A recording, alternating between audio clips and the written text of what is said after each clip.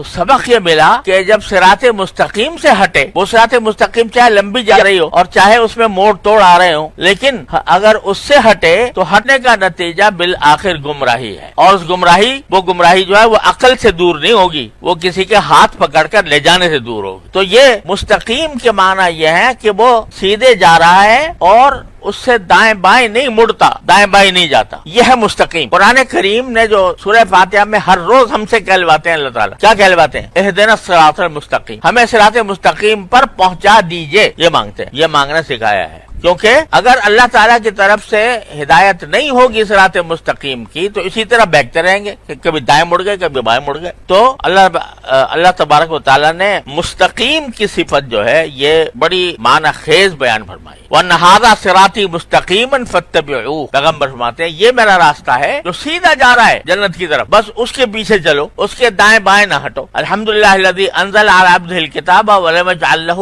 عوجا، اللہ تبارک و تعالیٰ نے کتاب نازل فرمائی جس میں کوئی ٹیڑھ نہیں رکھ۔ ٹیڑھ سے مراد یہ کہ جو افراط یا تفریط، دائیں یا بائیں، ایک طرف افراط ہے ایک طرف تفریط ہے، اس کے بیچ میں راستہ جا رہا ہے جو صراط مستقیم، اور اس صراط مستقیم پر ہی چل کر اللہ جل جلالہ کا قرب نصیب ہوتا ہے۔ ایک عجیب جملہ ہے قرآن کریم میں، ان ربی علی صراط مستقیم، ان ربی علی صراط مستقیم، لفظی ترجمہ اس کا یہ ہے کہ میرا پروردگار صراط مستقیم پر ہے، میرا پروردگار صراط مستقیم پر ہے۔ اب بھائی آدمی صراط مستقیم پر ہو تو سمجھ میں آتی ہے بات، انسان ہو پیغمبر ہو کوئی وہ صراط مستقیم پر ہو۔ وہاں کہہ رہے ہیں وَأَنَّ رَبِّي عَلَى صِرَاطٍ مستقیم، میرا پروردگار صراط مستقیم پر ہے۔ اس کے معنی یہ ہے کہ اگر اللہ تعالیٰ سے ملنا چاہتے ہو تو وہ تمہیں صراط مستقیم پر ملے گا۔ یہ معنی نہیں ہے کہ صراط مستقیم پہ بیٹھا ہے اللہ میاں یا صراط مستقیم پر کھڑا ہوا ہے، بلکہ مطلب یہ ہے کہ اگر اللہ جل جلالہ تک پہنچنا چاہتے ہو تو تمہیں صراط مستقیم پر چلنے سے وہ ملے گا۔ ان ربی علی صراط مستقیم وان ھذا صراطی مستقیما فاتبعوه ولا تتبعوا السبل، کیسے ولا تتبعوا تفرق بکم عن سبیل، یہ میرا سیدھا راستہ ہے بس اس کے پیچھے چلو،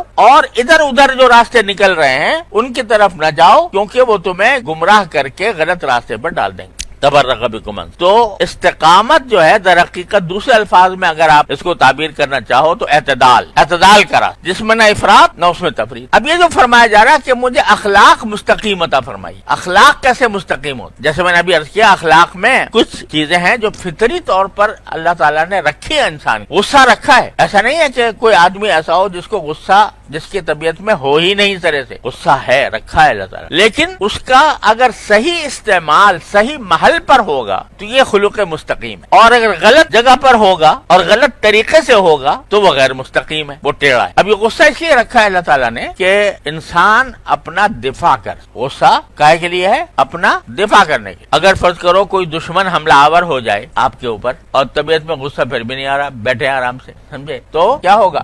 موت آئے گی، ختم ہو جاؤ گے۔ وہ وقت ہے غصہ دکھانے کا کہ اپنا دفاع کرنے کے لیے آدمی تیار ہو اور دفاع کر کے اس کا مقابلہ کرے۔ یہ ہے اس غصے کے موقع پر اگر غصہ نہ کرے آدمی تو وہ چاہے اس کو کے لیے خاص لفظ ہوتا ہے، وہ بزدل ہے، وہ بے وقوف ہے، خود اپنی جان پر ظلم کرنے والا ہے کیونکہ دوسرا اس کو کھا جائے گا اگر غصہ صحیح مصرف پر استعمال نہ ہو۔ جہاد کے اندر ضرورت ہے غصے کی، اگر غصہ نہیں ہے تو جہاد کیسے کرے گا؟ کفر پر غصہ آنا چاہیے، وہ غصہ برحق ہے، تو یہ خلوق مستقیم ہے اگر غصہ صحیح جگہ پر آ رہا ہے۔ مگر مستقیم ہونے کے لیے دو شرطیں، ایک شرط یہ کہ صحیح جگہ پر آئے، غلط جگہ پر نہ آئے، دوسرے اس غصے کا اظہار بھی صحیح طریقے سے ہو۔ ضرورت تو ہے تھوڑا حصہ تھوڑا غصہ کرنے کی، کر دیا بہت زیادہ، یہ بھی مستقیم نہ ہو۔ غصہ صحیح محل پر آئے اور پھر اس کا اظہار بھی صحیح ایک حد کے اندر ہو، اس حد کے اندر ہو جو، تو یہ غصہ محمود ہے، یہ اللہ تبارک و تعالیٰ نے رکھا ہی اس لیے ہے کہ ایسے مواقع پر استعمال کیا جائے۔ اور اگر غلط جگہ پر استعمال کیا جا رہا ہے، جہاں غصہ کرنا نہیں چاہیے تھا وہاں غصہ کر رہا ہے آدمی، محض اپنی نفسانیت کی وجہ سے کر رہا ہے، اللہ کی وجہ سے نہیں، اللہ تعالیٰ کی نافرمانی پر نہیں، اور نہ اپنے دفاع میں، لیکن دل میں حسد پیدا ہو گیا کسی سے، اور حسد پیدا ہونے کی وجہ سے اس پر غصہ آتا ہے اور غصے کا اظہار بھی کرتا ہے، اس لیے کہ مجھے تو حسد ہو گیا، یہ مجھ سے آگے کیوں بڑھا، اس لیے مجھے غصہ آ رہا ہے۔ تو یہ غصے کا محل بھی غلط، اور تو اگر یا تو محل غلط ہو یا اس کے اظہار کا جو طریقہ ہے وہ مستقیم نہ ہو تو یہ کج ہے، وہ ٹیڑھا ہے۔